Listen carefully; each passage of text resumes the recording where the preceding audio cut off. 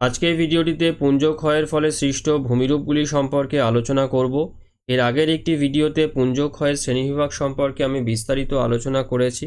তোমরা যারা এই ভিডিওটি প্রথমবার দেখছো তাদেরকে বলবো যে তোমরা পুঞ্জ ক্ষয়ের শ্রেণীবিভাগের ভিডিওটি দেখে নিয়ে তারপরেতে এই ভিডিওটি দেখো, তাহলে এই ভিডিওর বিষয়গুলো তোমাদের বুঝতে সুবিধা হবে।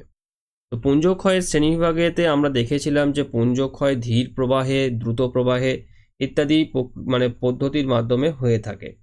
তো সবার প্রথমেতে ধীর প্রবাহের সঙ্গে যে সমস্ত ভূমিরূপগুলো সৃষ্টি হয়ে থাকে সেগুলো আমরা এক এক করে দেখে নেব।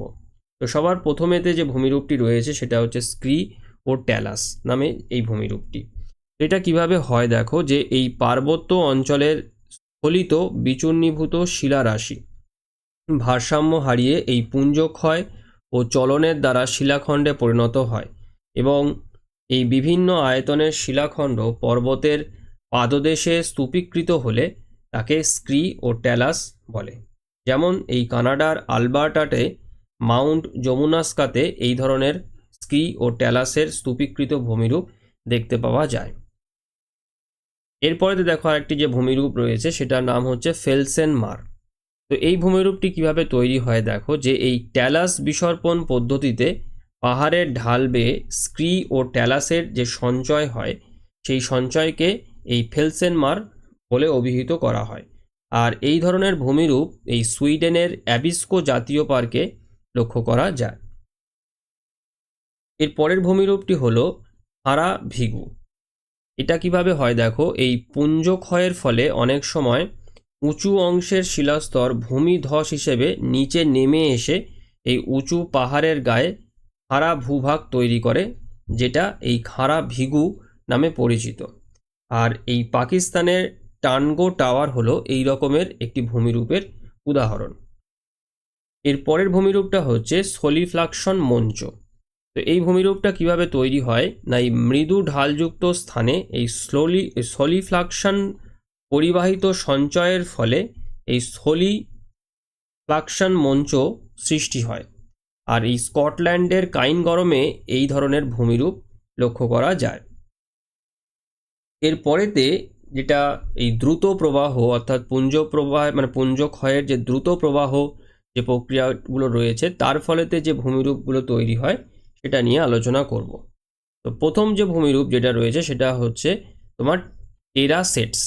তো এটা কিভাবে তৈরি হয় দেখো, যে এই পাহাড়ের মাঝারি ঢালে মূলত 20 ডিগ্রি থেকে 34 ডিগ্রি এই মাটির আস্তরণের নিচে নেমে কতকগুলি ধাপ জাতীয় ভূমিরূপ সৃষ্টি করে, যাকে এই টেরাসেটস বলে।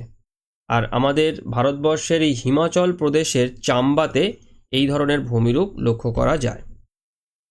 এর পরের ভূমিরূপটা হচ্ছে কর্দম প্রবাহ সৃষ্ট খাত।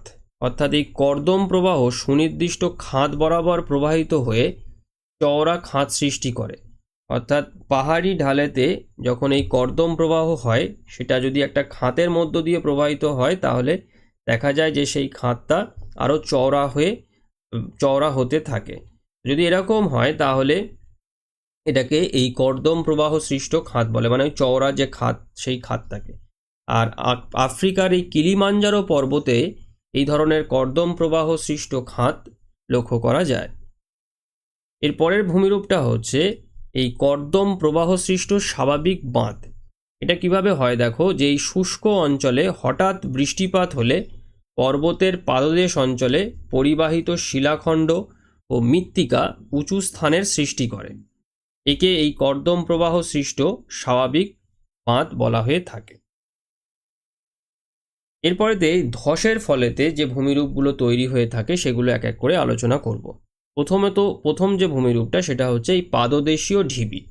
অর্থাৎ এই পুঞ্জ ক্ষয়ের দ্বারা সৃষ্ট শিলাখণ্ড পাদদেশে জমা হয়ে সৃষ্ট কম উচ্চতা সম্পন্ন ভূমিরূপকে এই পাদদেশীয় ঢিবি বলে। আর আমেরিকা যুক্তরাষ্ট্রের এই মাউন্ট শাস্টাতে এই ধরনের ভূমিরূপ দেখতে পাওয়া যায়। এর পরের ভূমিরূপটা হচ্ছে এই সম্প্রপাত চূট।